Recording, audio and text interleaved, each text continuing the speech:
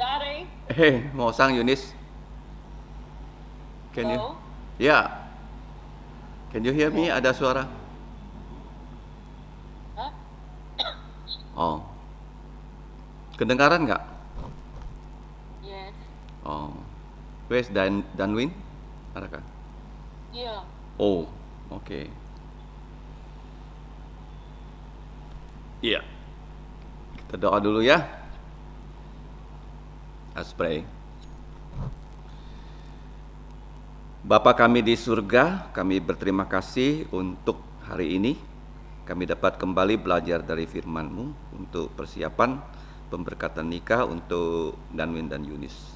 Kami menyerahkan waktu kami, baik yang di Hamburg maupun yang di Pontianak. Kiranya Engkau menolong kami untuk memahami firman-Mu.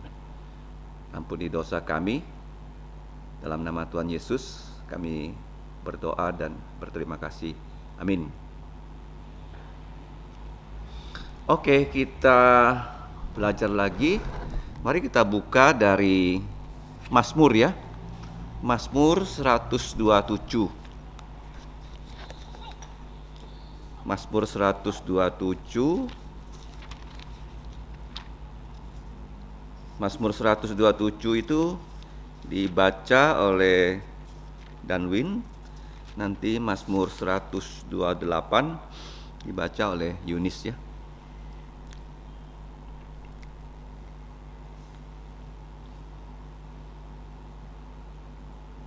Silakan. Berkat Tuhan pangkal selamat. Nyanyian ziarah Salomo, jikalau bukan Tuhan yang membangun rumah, sia-sialah usaha orang yang membangunnya. Jikalau bukan Tuhan yang mengawal kota, sia-sialah pengawal berjaga-jaga.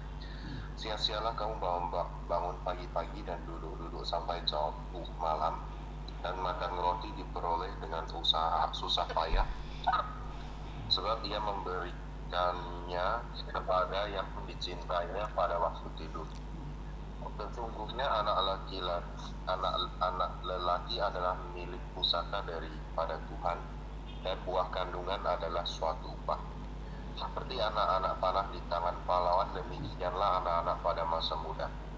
Berbahagialah orang yang telah membuat penuh tabung panahnya dengan semua itu. Ia tidak akan mendapat malu apabila ia berbicara dengan musuh-musuh di pintu gerbang. Ya. 128. Nyanyian ziarah. Berbahagialah setiap orang yang takut akan Tuhan, yang hidup menurut jalan yang ditunjukkannya. Apabila engkau memakan hasil jerih payah tanganmu, berbahagialah engkau dan baiklah keadaanmu. Istrimu akan menjadi seperti pohon anggur yang subur di dalam rumahmu. Anak-anakmu seperti tunas pohon zaitun sekeliling mejamu. Sesungguhnya demikianlah akan diberkati orang laki-laki yang takut akan Tuhan. Kiranya Tuhan memberkati engkau dari Sion, supaya engkau melihat kebahagiaan Yerusalem seumur hidupmu, dan melihat anak-anak dari anak-anakmu. Damai sejahtera atas Israel. Oke. Jadi Mazmur 127 ya dan 128.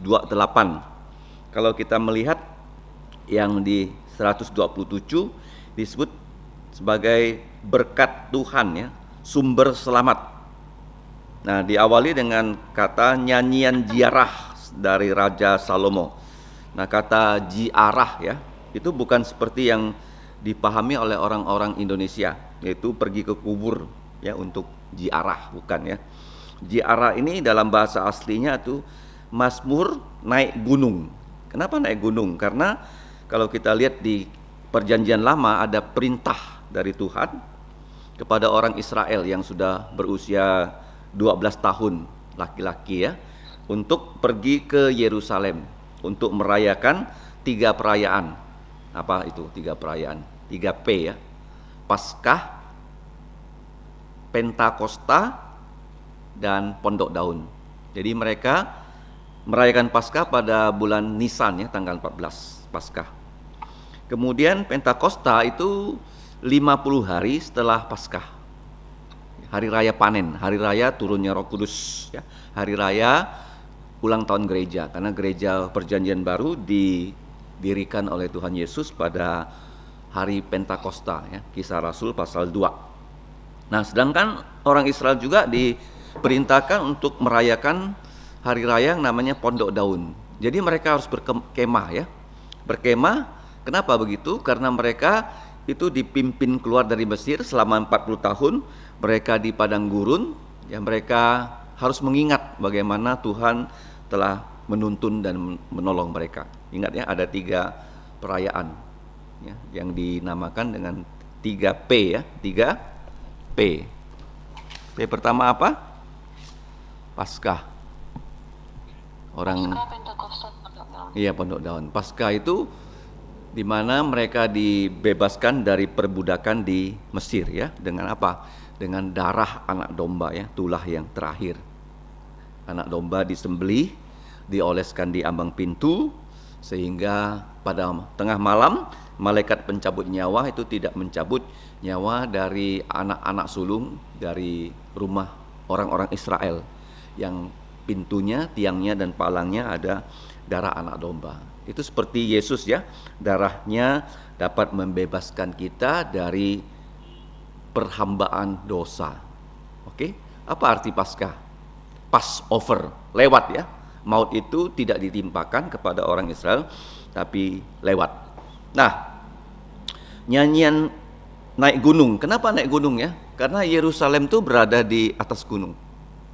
Nah, kalau kamu lihat nyanyian ziarah, kalau saya katakan mengarah ke Sion. Mengarah ke mana?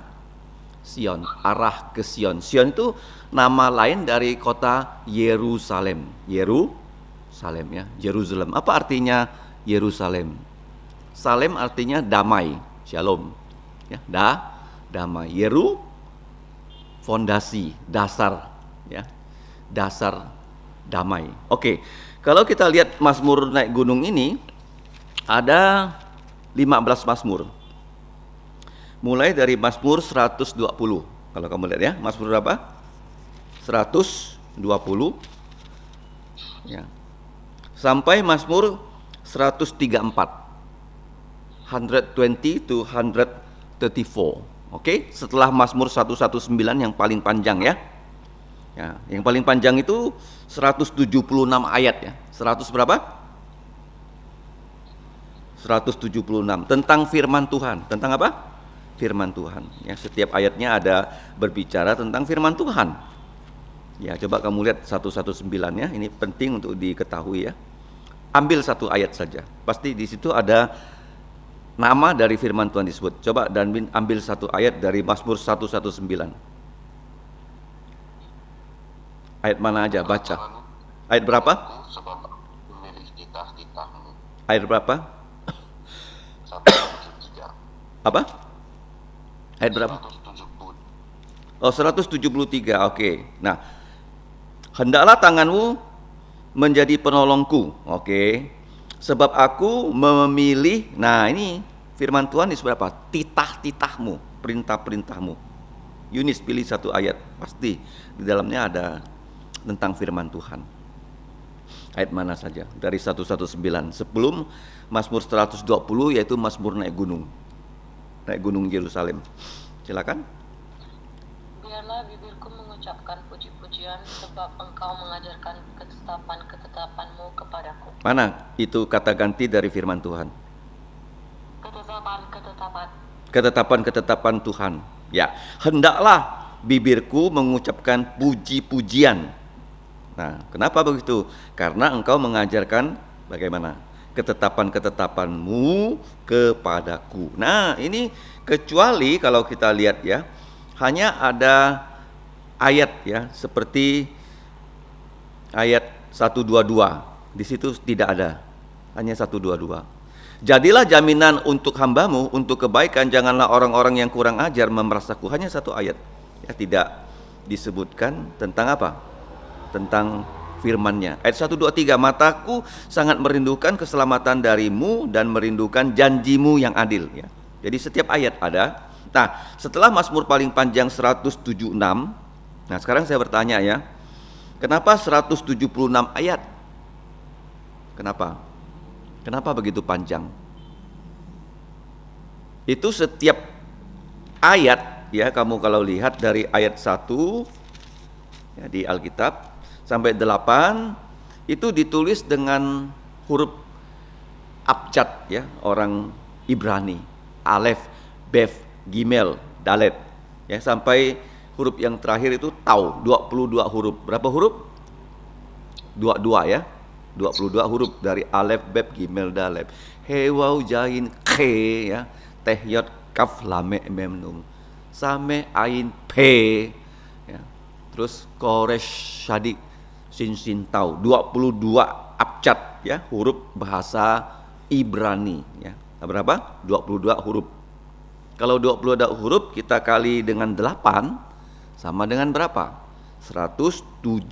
Jadi dari setiap huruf mereka mendapatkan firman Tuhan 8 ayat ya. A-nya 8, B-nya 8 ya, Alef, Bef, Gimelnya, G-nya 8 ya, sampai Tau yang terakhir 8. Jadi 8 22 kali sama dengan 176 ayat. Berapa? 176 ayat tentang firman Tuhan, kecuali ayat 122. Oke. Nah, mulai dari Mazmur 120 disebut dengan judul apa? Nyanyian Jiarah. Ingat ya, nyanyian apa? Jiarah. Nyanyian naik gunung ya. Naik gunung kemana? Gunung Yerusalem. Nah, seperti Tuhan Yesus ya. Coba kamu lihat ya, di dalam Perjanjian Baru dia bersama dengan Yusuf dan Maria ibu kandungnya pergi ke Yerusalem. Paham ya? Coba buka Lukas pasal 2 ayat 41 sampai 52. Ya, Lukas 2. Pada usia 12 tahun Tuhan Yesus itu yang tinggal di kampung yang bernama Nazaret. Dia harus pergi ke Yerusalem jalan kaki. Zaman dulu tidak ada bis, tidak ada kereta, tidak ada pesawat. Ayat 41. Tiap-tiap tahun Maria dan Yusuf ya, orang tua Yesus pergi ke Yerusalem pada hari raya Paskah. Hari raya apa? Paskah, Pentakosta dan Pondok Daun. Ketika Yesus sudah berusia 12 tahun, pergilah mereka, jadi Yesus ikut ke Yerusalem seperti yang lazim ya pada hari raya itu. Ingat ya, kenapa Yesus ikut? Karena setiap orang Yahudi usia 12 tahun harus pergi ke Yerusalem. Jadi mereka di perjalanan menyanyikan setiap hari satu mazmur dari Mazmur Jiarah. Ada berapa mazmur tadi? 15. Ada berapa mazmur? Naik gunung? 15. Dari nomor 120 sampai Mazmur nomor 134. Jadi 15 Mazmur. Setiap hari mereka menyanyikan satu Mazmur. Kenapa? Mereka ramai-ramai ya, banyak keluarga yang ya dari bagian paling utara Israel berjalan ke bagian paling selatan, yaitu di Yerusalem. Nah, coba kita lihat ya sekarang kembali ke Mazmur 133. Ini yang paling terkenal ya dari Mazmur Jiarah. Ada lagunya ya, Persaudaraan yang Rukun. Ya, coba dibaca oleh Danwin. Ini ada lagunya, Nyanyian Naik Gunung Daud. Silakan, 133. Sungguh alangkah baiknya dan indahnya apabila saudara-saudara diam bersama dengan rukun. Seperti minyak yang baik di atas kepala meleleh ke janggut, yang meleleh ke janggut Harun dan ke leher jubahnya, seperti embun gunung Hermon yang turun ke atas gunung-gunung Sion, sebab kesanalah Tuhan memerintahkan berkat kehidupan untuk selama-lamanya. Iya, oke, kamu lihat ya. Sungguh alangkah baiknya dan indahnya apabila saudara-saudara diam dengan rukun. Nah, artinya mereka, keluarga-keluarga dari seluruh Israel pergi merayakan Paskah di Yerusalem. Oke, mereka berjalan kaki. Nah, itu seperti minyak yang urapan yang ditumpahkan dari kepala Harun, leleh ke janggutnya, kemudian ke jubahnya. Nah, itu seperti embun ya, Gunung Hermon itu di bagian paling selatan, gunung yang paling tinggi di Israel. Oke, dari Gunung Hermon itu di puncaknya ada salju, saljunya meleleh dan airnya mengalir ke Danau Galilea, terus mengalir lagi ke mana? Ke Sungai Yordan, terus mengalir sampai ke Laut Mati. Nah, kemudian kamu lihat ya, embun yang turun ke atas di sini bukan gunung Sion, gunung-gunung Sion. Di Yerusalem itu banyak gunung. Ingat ya, pada saat Tuhan memberkati manusia, seringkali dia memakai gunung. Kenapa? Karena gunung itu tempat paling tinggi. Ya, gunung tempat paling apa? Tinggi. Nah, kalau kamu ke Israel, orang Israel itu memakai topi bukan kopiah, namanya kipa. Namanya apa? Kipa. Bukan kopiah, tapi kipa. Kenapa pakai kipa? Nah, kipa itu artinya di atas kepala manusia yang pinter ada gunung yang tinggi. Tetapi di atas gunung yang tinggi ada Tuhan yang lebih tinggi daripada gunung. Karena Tuhan seringkali memberkati anak-anaknya melalui gunung-gunung. Ingat Nuh, waktu mereka keluar dari Bahtera, Bahteranya mendarat di mana? Yunis, gunung apa? Di Irak. Ararat. Gunung apa? Ararat. Ya. Kemudian Abraham disuruh mempersembahkan Ishak. Ya, Ishak tetapi tidak jadi disembelih. Ada domba jantan pengganti, itu gunung Moriah. Gunung apa? Moriah. Kemudian Elia mengalahkan nabi-nabi palsu. Itu di Gunung Karmel. Gunung apa? Karmel. Yesus, ya. Kalau kamu baca ya di dalam kitab Matius 17, berubah rupa dan dijumpai oleh Musa dan Elia itu di Gunung Hermon. Gunung apa? Gunung paling tinggi. Di atasnya ada es, ya. Tahu nggak es di atas gunung yang tidak ada. Kita pernah pergi kan di Swiss kan, Yunis, apa gunungnya? Glacier 3000. Masih ingat? Ya, selalu ada salju. Selalu ada apa? Apa istilah geografinya? Gunung yang selalu ada salju di atasnya. Glacier, apa? Apa istilahnya? Hah? Glacier, ya. Glacier itu selalu mencair airnya. Airnya mengalir kemana? Kalau kamu lihat peta ya. Nah, coba buka peta nih di Alkitab. Ya, Alkitab itu ada peta. Di bagian belakang, kamu kalau lihat peta tanah Israel ini ya, nampak nggak? Ya, nampak? Jadi di sini ada namanya Gunung Hermon yang tinggi ini, nampak nggak? Gunung Hermon ya. Terus di atasnya ada glacier kan? Terus airnya mengalir, ya, mencair, masuk ke ini Danau Galilea, Laut Galilea. Kelihatan nggak? Nampak ya? Terus dari Danau Galilea ini air terus mengalir ke Sungai Yordan. Sungai apa? Yordan. Dan di sini Laut Mati. Nah, kota Yerusalem ada di mana? Kamu lihat ya, Yerusalem ada di sini. Gunung Hermon bagian utara, bagian mana? Utara. Nah, Yerusalem kalau kamu lihat itu disebut bukit-bukit Zion. Ulangi ya. Jamak ya. Plural ya, apa? Bukit-bukit apa? Sion. Nah, kenapa disebut bukit-bukit Sion? Kenapa di Yerusalem itu disebut gunung-gunung Sion? Bukan hanya gunung Zion. Kenapa? Seperti embun ya, dari gunung Hermon yang turun ke atas gunung-gunung Sion. Nah, karena di Yerusalem banyak gunung. Banyak apa? Banyak apa? Gunung. Dan gunung apa yang Tuhan pakai memberikan 10 hukum Taurat, 2 loh batu kepada Musa? Gunung Sinai. Gunung apa? Gunung apa? Sinai. Oke. Nah, sekarang di Yerusalem begitu banyak gunung, tempat Tuhan memberkati anak-anaknya, ya. Gunung Moria, Ishak tidak disembeli, tidak mati, tapi anak domba yang mati. Itu melambangkan apa? Yesus yang mati, kita tidak mati. Makanya disebut korban hidup, ya, living sacrifice. Kenapa ada istilah korban hidup? Korban selalu mati, ya. Sacrifice selalu mati. Kenapa ada istilah korban hidup? Karena Yesus sesudah dia mati, dia bangkit dari kematian. Ingat ya, itu dua kata yang tidak bisa disatukan. Korban itu pasti mati. Korban mati, nggak ada korban hidup. Kenapa korban hidup? Yesus mati supaya kita jangan mati. Nah, sekarang Yesus yang ada di surga, dia melakukan ya pekerjaannya di bumi melalui kita orang yang percaya. Makanya gereja disebut sebagai apa? Tubuh Kristus. Disebut apa? Tubuh Kristus ya. Gereja disebut sebagai apa?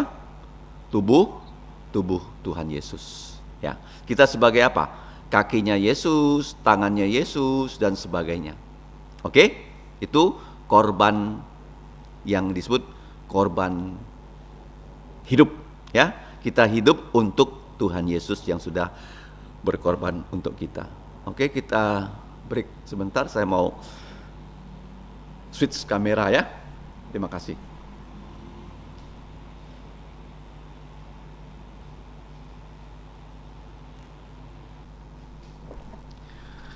Oke, kita lanjut ya. Nah, gunung-gunung di Yerusalem bukan hanya Gunung Sion. Ya, Gunung Sion itu tempat apa? Kerajaan Raja Daud, istana. Istana Raja Daud, tolong dicatat ya. Gunung Sion itu tempat istana Raja Daud. Tetapi di Yerusalem bukan hanya ada Gunung Sion. Ada Gunung Zaitun. Gunung apa? Zaitun. Tempat Yesus naik ke sorga. Gunung apa?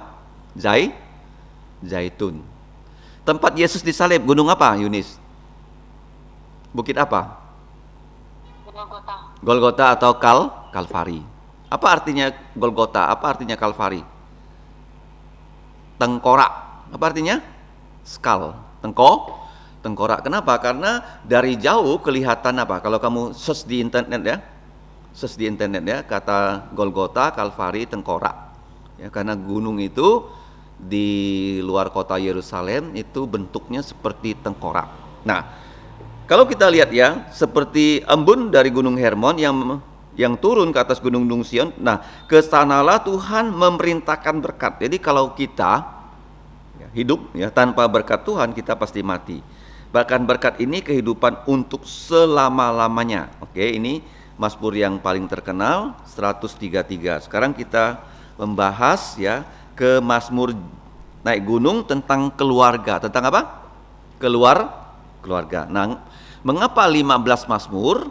Karena orang Israel dikatakan dari tempat paling utara kalau berjalan kaki ke Yerusalem itu ada yang harus menempuh perjalanan 15 hari. Berapa hari? 15 hari. Jadi mereka menyanyikan satu hari satu mazmur beramai-ramai. Oke. Nah, Yesus tinggalnya di mana? Bersama Maria dan Yusuf di Nazaret. Di mana? Nazaret di bagian utara. Dan dari Nazaret kalau jalan kaki menuju ke Yerusalem itu perlu, katakanlah orang pernah mencoba itu 12 hari. Berapa hari? Berapa hari? 12 ya. Nah, kalau kita lihat Mazmur 127, mari kita lihat kembali. Nyanyian naik gunung dari Raja Salomo. Nah, Salomo tidak banyak ya dipakai Roh Kudus menulis Mazmur ya. Daud yang lebih banyak. Nah, di sini ada dimulai dengan kalimat bersyarat, conditional sentence ya. Jikalau bukan Tuhan yang membangun rumah, sia-sialah usaha orang yang membangunnya. Penting di sini ya, rumah. Siapa yang pertama membangun rumah tangga? Masih ingat pelajaran pertama dalam kitab Kejadian pasal 1 dan pasal 2 siapa? Tuhan ya, Tuhan dia telah menciptakan semua makhluk. Terakhir dia menciptakan Adam pada hari ke-6, tetapi dia tidak langsung menciptakan Hawa. Ya, dia kasih apa? Tugas kepada Adam. Apa tugasnya? Masih ingat enggak? Memberi nama kepada binatang-binatang, ya kan? Tetapi waktu Adam memberikan nama kepada binatang-binatang, apa yang terjadi? Apa yang terjadi? Dia melihat setiap binatang ada jantan dan betina, ya kan? Tetapi dia sendiri tidak memiliki penolong yang sepadan. Kemudian Tuhan membuat Adam tidur nyenyak. Ini operasi pertama ya. Seperti anestesia. Kemudian Tuhan mengambil tulang apa tuh, Danwin? Rusuk ya, iga ya, iga. Rib ya, rib. Kemudian dia membuat ya dari tulang rusuk itu Hawa sebagai penolong yang sepadan. Bahasa Inggrisnya help meet, ya, help meet. Oke. Nah, jadi Tuhan yang membangun rumah, sudah saya pernah katakan bahwa rumah tangga itu bukan hanya suami istri saja dan anak-anak, tetapi ada Tuhan Yesus sebagai kepala dari kita semua. Oke. Nah, kemudian jikalau bukan Tuhan yang mengawal kota, yang menjaga negara, maka sia-sialah pengawal berjaga-jaga. Sia-sialah kamu bangun pagi-pagi dan duduk sampai jauh malam dan makan roti yang diperoleh dengan susah payah. Nah, kemudian kita lihat ya. Sebab ia memberikan kepada yang dicintainya pada waktu tidur. Kapan dia memberikan berkat kepada Adam? Waktu Adam sedang dibuat tidur nyenyak. Dia mengambil rusuk, dia membuat Hawa, ya kan? Coba baca di situ ayat 2, bagian B. Sebab Tuhan memberikannya kepada yang dicintainya pada waktu kapan?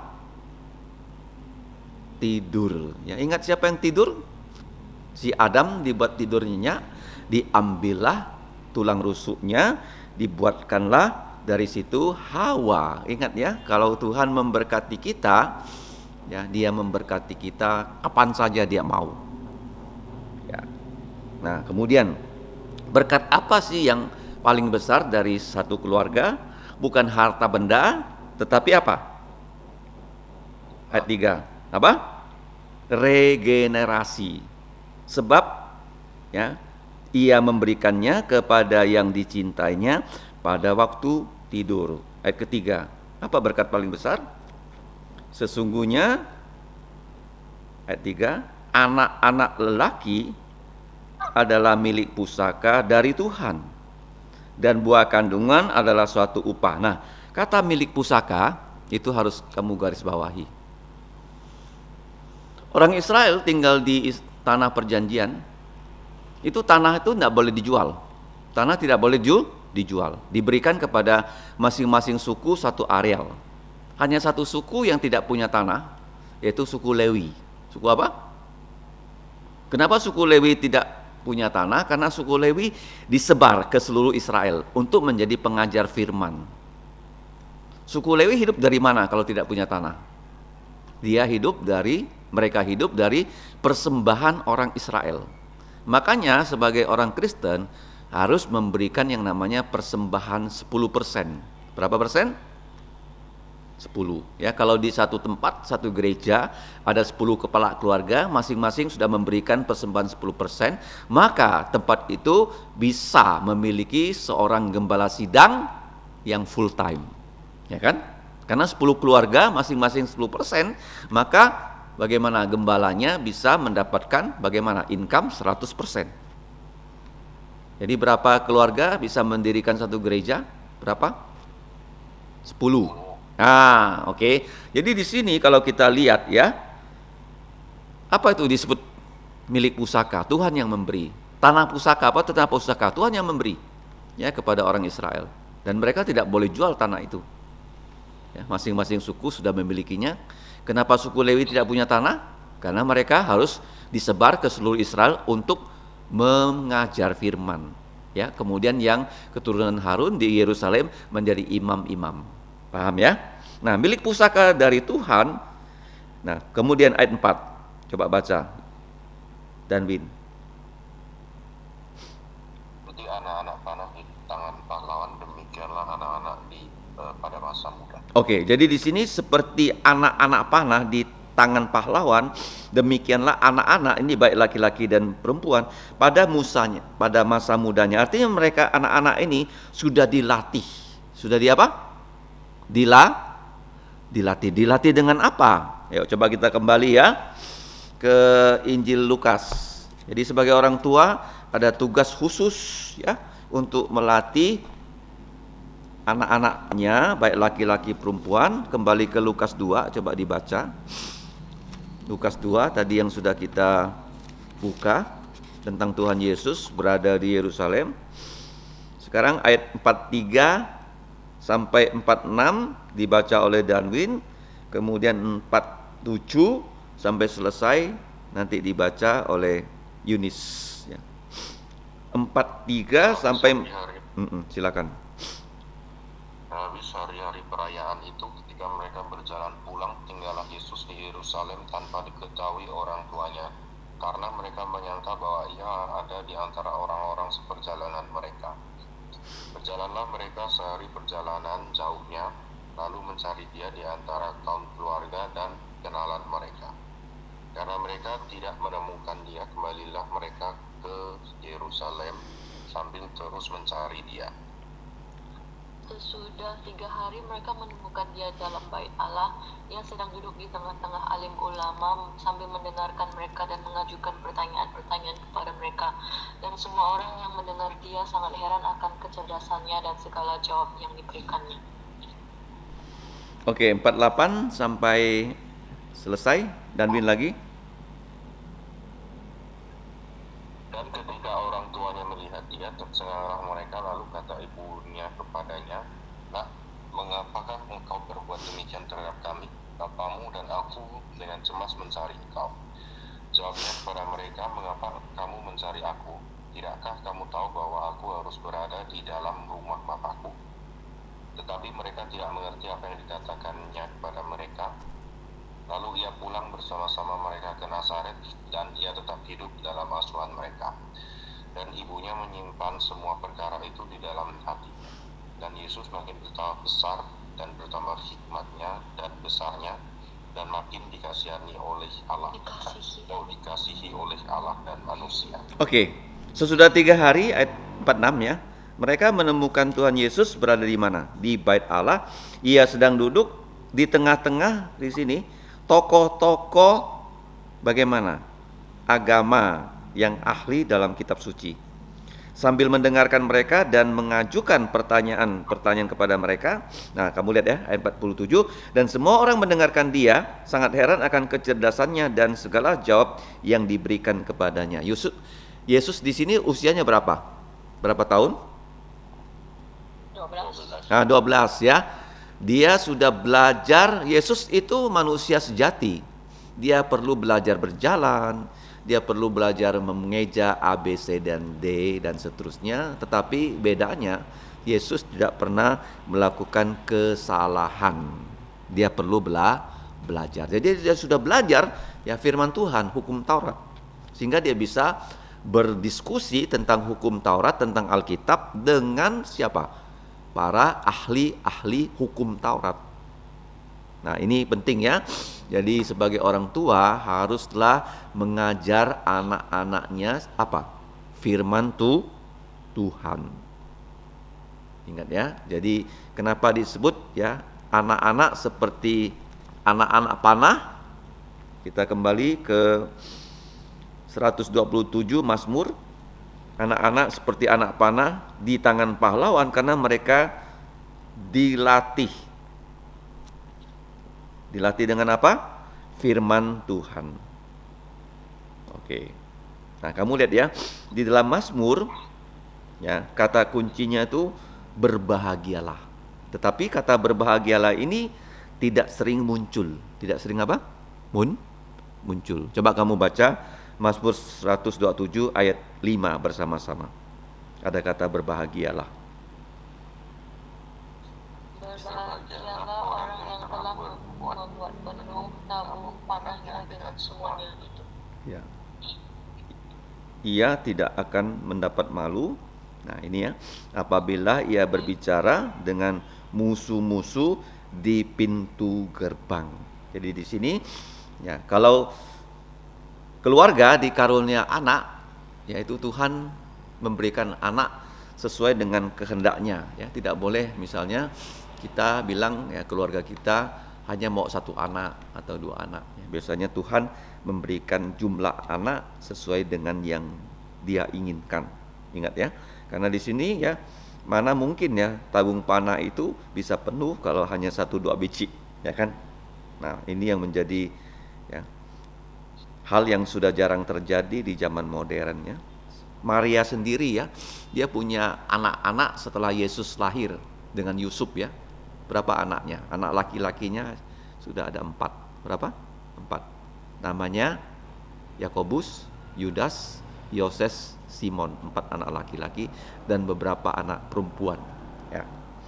Kemudian ini penting ya, kalau anak-anak panah itu ya, di tangan pahlawan, demikianlah anak-anak pada masa muda mereka dilatih dengan firman Tuhan sehingga mereka bisa berperang dengan musuh. Siapa musuh manusia?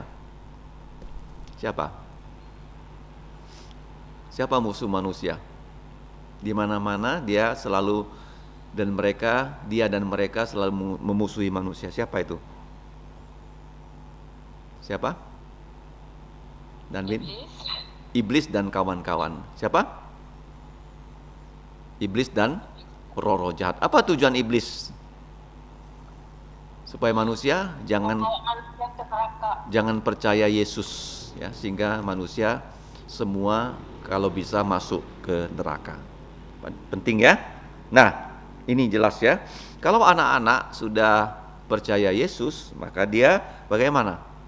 Bisa menjadi bagaimana? Pelayan-pelayan dari Tuhan Yesus. Ini penting loh, bahwa keluarga dibentuk oleh Tuhan untuk bagaimana? Untuk supaya mereka bisa melayani di dalam rumahnya Tuhan. Di mana? Di rumahnya Tuhan.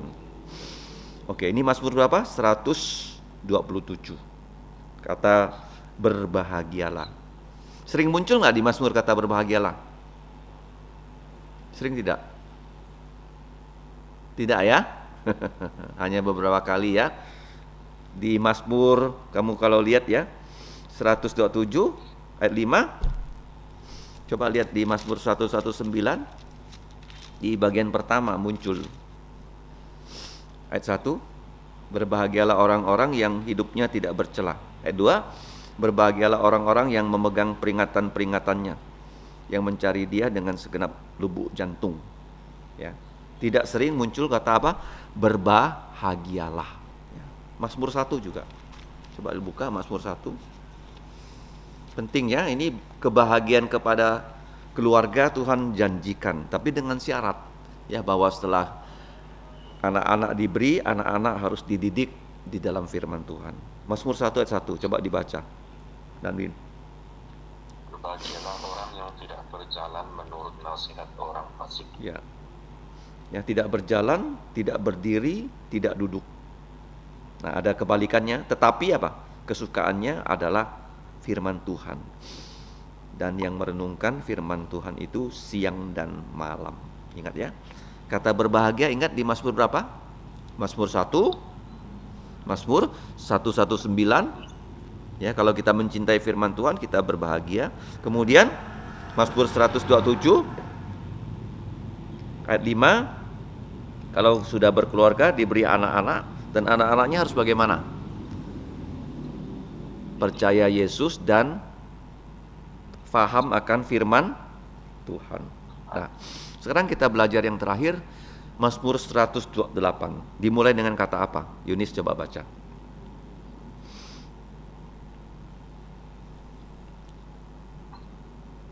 Nyanyian ziarah, berbahagialah setiap orang yang takut akan Tuhan, yang hidup menurut jalan yang ditunjukkannya. Oke.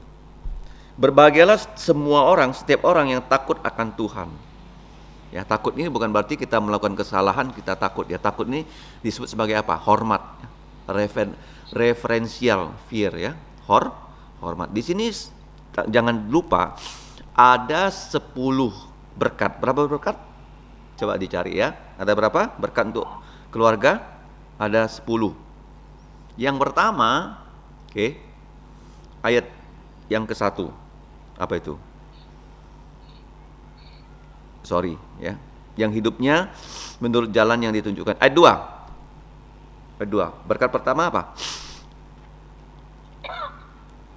Berbahagialah setiap orang yang takut akan Tuhan, yang hidup menurut jalan yang ditunjukkannya. Apa berkat pertama? Ayat 2. Engkau dapat memakan hasil jerih payah tanganmu. Paham ya? Ada orang kaya tapi dia sakit-sakitan. Nggak boleh makan ini, nggak boleh makan itu. Kalau kita bisa makan, itu adalah berkat Tuhan, kebahagiaan dari Tuhan.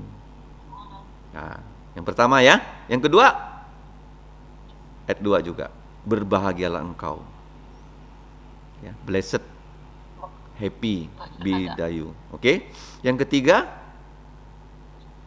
baiklah keadaanmu. Tolong di list ya. Yang keempat, ayat 3, istrimu akan menjadi subur seperti pohon apa tuh? Anggur yang masuk ke dalam rumahmu. Kok pohon anggur ada dalam rumah? Aneh kan? Ayat 4. Karena pohon anggur itu pohon yang, pernah lihat gak Danwin pohon anggur? Pernah. Menjalar kan? Tumbuh menjalar, dia masuk dari jendela, buahnya bisa di mana? Di atas meja. Ya kan? Coba kamu baca ayat 3. Istrimu akan menjadi seperti pohon anggur yang subur di mana? Dalam rumah. Kok bisa di dalam rumah? Cara melambat. Menjalar, merambat. Iya. Itu bahagia keberapa? Keempat. Keberapa? Berkat keempat. Berkat kelima? Yunis ayat 3b. Anak-anakmu seperti tunas pohon zaitun. Di sekeliling mejamu. Ya. Apa tuh? Pohon zaitun itu gunanya apa? Menghasilkan apa tuh? Olive apa? Olive oil, minyak yang paling bagus ya. Jadi ini representasi dari tanaman yang paling bagus. Anggur, ya, banyak antioksidannya. Olive oil bagus sekali. Berkat kelima. Berkat keenam, 4. Dan Bin, silakan. Berkat keenam di ayat 4. Orang laki-laki yang takut akan Tuhan akan diberkati. Ya, oke ya. Takut Tuhan itu taat kepada Tuhan ya.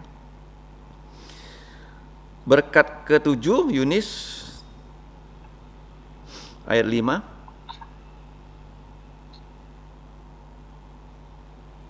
Karenanya Tuhan memberkati engkau dari Sion supaya engkau melihat kebahagiaan Yerusalem seumur hidupmu. Ya, jadi di sini kalau kita lihat ya, berkat ke-6 ya, ayat yang ke-5, they shall be blessed by God. Kiranya Tuhan memberkati engkau. Kiranya Tuhan memberkati engkau dari Sion. Kenapa dari Sion? Ingat ya, di Yerusalem banyak berkat. Dari gunung Golgota kita dapat berkat keselamatan. Paham ya? Berkat ke-7. Berkat ke-8 ayat 5b, supaya engkau, coba lihat. Apa berkat ke-8? Melihat kebahagiaan Yerusalem seumur hidup. Ya, jadi di sini Tuhan memberkati engkau ya, kalau kamu bisa melihat Yerusalem berbahagia. Apa maksudnya Yerusalem berbahagia?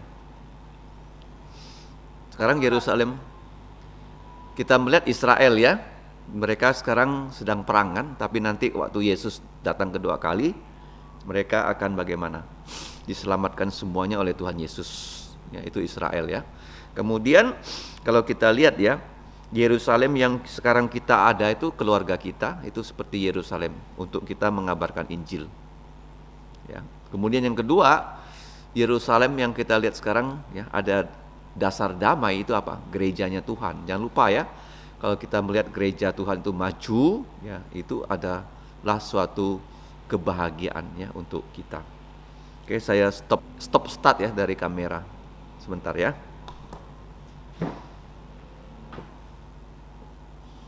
Berkat ke-7 ya, bisa melihat kebahagiaan Yerusalem. Berkat ke-8 ya, Tuhan memberkati kita seumur hidup kita. Itu yang ke-8. Nanti saya kirim ya listnya ya. Berkat ke-8 apa? Tuhan memberkati kita seumur hidup kita. Berkat ke-9, coba Danwin baca bagian 6a. Dan melihat anak-anak dari anak-anakmu. Ya, melihat anak-anak dari anak-anakmu. Artinya ya, diberi panjang umur bisa melihat bagaimana? Cucu. Seperti Abraham, dia melihat cucunya. yaitu yang kembar. Siapa itu? Putra dari Ishak yang bernama Esau dan Yakob. Ya, sebelum dia mati ya. Itu berkat ke-9. Berkat ke-10. Damai sejahtera atas Israel. Iya, artinya kita punya damai. Ya, damai sejahtera, damai, shalom atas orang-orang Israel, atas orang-orang Kristen. Tolong digarisbawahi. Damai untuk orang-orang Kristen. Apa itu damai? Damai itu kita tidak lagi menjadi musuh Allah. Tidak lagi menjadi apa? Caranya bagaimana supaya kita tidak lagi menjadi musuh Allah? Kita harus menerima pengampunan dosa melalui percaya kepada Tuhan Yesus. 1, yang sudah mati untuk dosa kita. 2, yang sudah dikubur. 3, yang sudah dibangkitkan pada hari Minggu sesuai kitab suci. 4, ya, dia menampakkan diri kepada kita. Ya, waktu kita membaca firman-Nya, kita belajar firman-Nya, kita mengerti, itu Yesus ya bersama kita. Ya kan? Yesus mengatakan kalau ada 2-3 orang bertemu dalam nama Yesus, dia ada hadir. Ya, walaupun saya di Pontianak, kalian di Jerman, Yesus hadir. Paham ya? Dia maha hadir. Dia ada di Hamburg, dia ada juga di Pontianak. Oke, itu artinya apa? Damai. Kita tidak lagi menjadi musuh-musuh Tuhan karena kita sudah diadopsi menjadi anak-anak Tuhan. Melalui siapa? Tuhan Yesus Kristus. Oke, sekarang saya mau review. Kenapa disebut nyanyian ziarah? Dan Win? Karena pergi ke gunung. Gunung mana? Yerusalem ada berapa gunung? Gunung paling tinggi. Ya, Hermon. Hermon di utara. Mereka berjalan ke selatan, di Yerusalem ada banyak gunung. Gunung apa saja, Yunis? Di Yerusalem. Gunung-gunung Sion, ada berapa banyak gunung? Enggak ingat. Bukit Kalvari ya, Pak? Bukit apa? Kalvari, Golgota. Golgota. Gunung apa lagi? Sion itu istana Raja Daud. Gunung apa? Sion. Ada di mana tuh Gunung Sion? Di Yerusalem. Gunung berikutnya Gunung Zaitun, tempat Yesus naik ke sorga. Gunung apa? Zaitun. Ya. Ada satu lagi Gunung Moria, tempat Abraham tidak jadi menyembelih Ishak, tapi Tuhan menyediakan domba jantan pengganti. Ya, penting nih gunung nih ya. Coba lihat Mazmur 121. Coba baca. 4 ayat dan Win, 4 ayat Yunis. Nyanyian ziarah, Tuhan penjaga Israel. Aku melayangkan mataku ke gunung-gunung, dari manakah akan datang pertolonganku? Pertolonganku ialah dari Tuhan yang menjadikan langit dan bumi. Ia takkan membiarkan kakimu, penjagamu tidak akan terlelap. Sesungguhnya tidak terlelap dan tidak tertidur menjaga Israel. Tuhanlah penjagamu, Tuhanlah naunganmu di sebelah tangan kananmu. Matahari tidak menyakiti engkau pada waktu siang atau bulan pada waktu malam. Tuhan akan menjaga engkau terhadap segala kecelakaan. Ia akan menjaga nyawamu.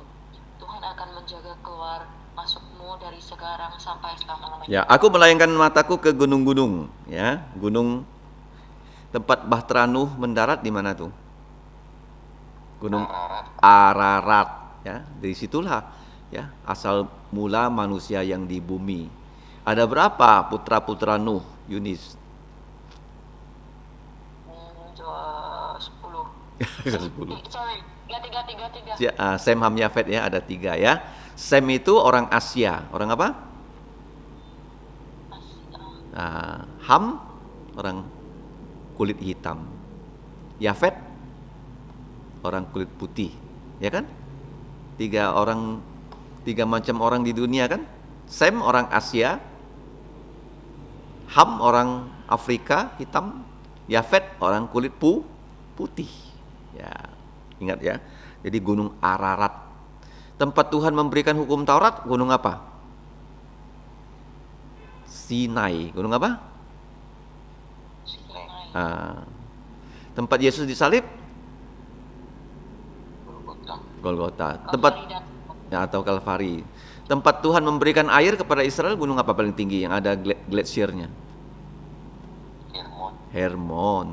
Ya, kalau di Yerusalem banyak gunung-gunung ya, Gunung Sion, ya, Gunung Moria, Gunung Kalvari, Gunung Zaitun, tempat Yesus naik ke sorga. Ingat ya? Oke, sekarang kita lihat Mazmur 127, Mazmur naik gunung. Yerusalem itu tinggi sekali ya. Coba nanti dicek berapa tingginya ya. Tinggi sekali ya. Dingin ya. Nah, Mazmur Jiarah artinya arah ke Sion. Arah ke mana? Arah ke Sion, bukan pergi ke kuburan loh nih. Ya. Nah, bagaimana caranya supaya keluarga kita bisa berhasil? Tuhan yang membangun rumah kita. Ya kan? Oke. Puncaknya apa? Dia memberikan kita kebahagiaan itu waktu kita apa? Sedang tidur. Sedang apa? Tidur. Seperti siapa yang waktu tidur Tuhan beri dia berkat? Siapa tuh? Dibuat tidur nyenyak. Adam ya. Nah, berkat terbesar di keluarga itu apa? Kalau keluarga diberi apa? Ayat 3. Anak-anak. Supaya mereka diapakan anak-anak itu? Diajari dengan apa? firman Tuhan. Firman Tuhan. Karena musuh mereka siapa? iblis, Apa yang bisa mengalahkan iblis? Yunis. Dengan apa kita mengalahkan iblis? Waktu Yesus dicobai Firman. dengan firman-Nya. Paham ya? Jadi kalian berdua harus belajar firman, tiap hari membaca firman, menghafal firman, mengerti firman, baru nanti kalian berdua bisa mengajarkan firman kepada anak-anaknya, dan keluarga itu disebut berbahagia karena anak-anak mereka seperti Yesus ya, umur 12 tahun di Yerusalem, di tempat ya paling banyak ya ahli-ahli firman Tuhan. Yesus berdiskusi dengan mereka, mereka heran bahwa Yesus menguasai semuanya. Oke, dalam Mazmur banyak kata-kata, tapi kata-kata yang tidak sering dipakai kata-kata apa? Berbahagia. Ya, kata berbahagia itu di khotbah Yesus di bukit ya, Matius 5 ada 8 kali ya. Di sini ayat 5, berbahagialah orang yang telah membuat penuh anak panahnya dengan semuanya itu. Ia tidak akan mendapat malu apabila ia berbicara dengan musuh-musuh di pintu gerbang. Ini artinya begini ya, keluarga itu anak-anak kita berapa orang itu ditentukan oleh Tuhan. Ya, bukan ditentukan oleh kita sendiri. Nah, kemudian ayat pertama dari 128, berbahagialah setiap orang yang takut akan Tuhan, yang hidup menurut jalan yang ditunjukkan olehnya. Ada 10 bahagia ya. Bahagia pertama, bisa memakan hasil jerih lelah tangan kita. Bahagia kedua, engkau dibahagiakan oleh Tuhan.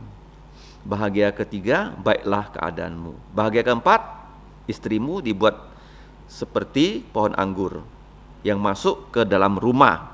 Kenapa dalam rumah? Kenapa di dalam rumah ada buah anggur?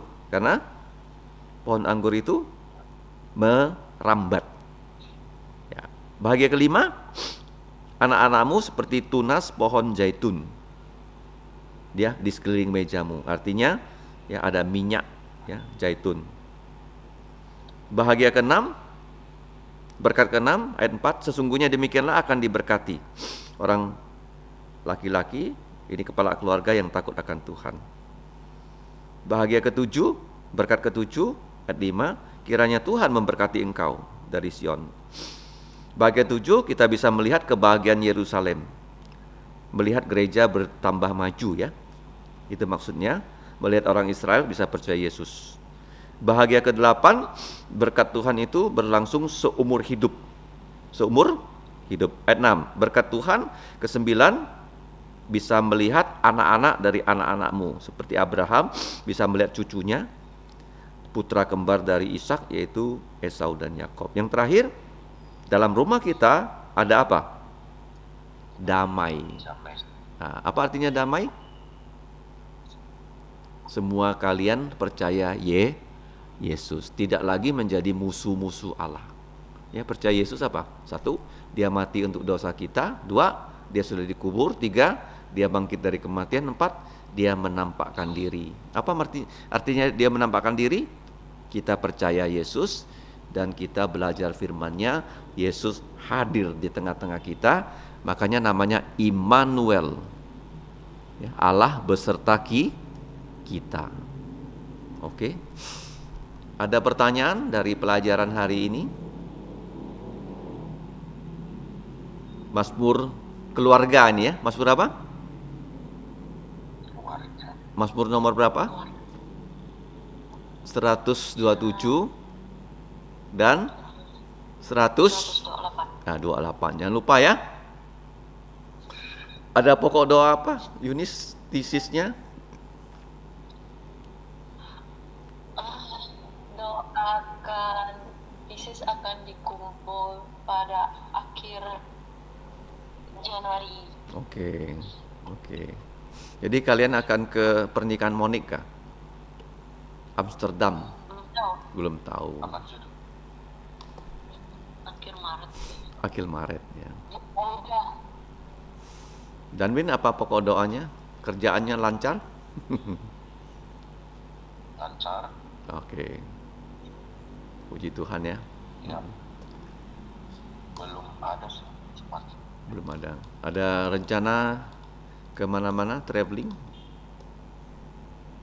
Grace sama Levit mau ke sini tanggal 26 Oh, Desember. oke. Christmas ya? Setelah Christmas. Oke, good. So you will be with them to go to Yes. Paris ya?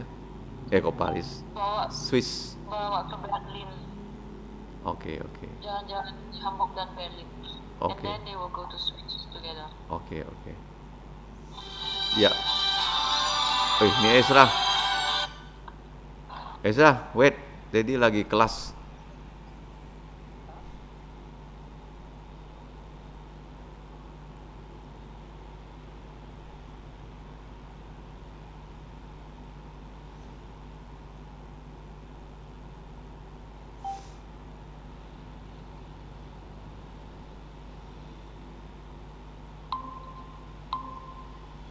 Nah, Ezra call lah.